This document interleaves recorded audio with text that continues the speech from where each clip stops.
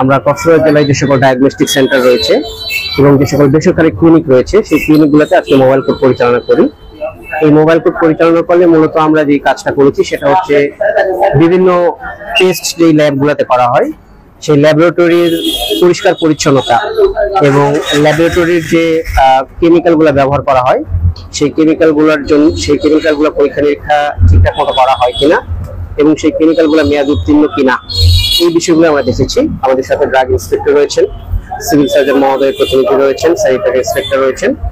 তারা এই হাসপাতালগুলোর যে ল্যাবরেটরি, এই ল্যাবরেটরির যে সকল ড্রাগ যেগুলো মানুষের কেমিক্যাল টেস্টে ব্যবহৃত হয় সেগুলো ওনারা চেক করে দেখেছেন।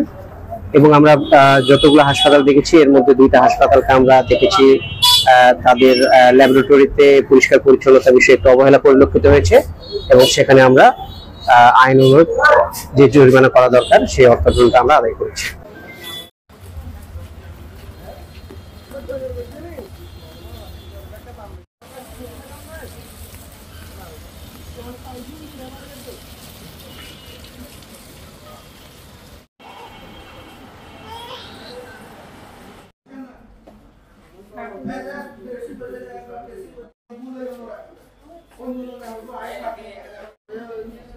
দেখো না সারা কি হইছে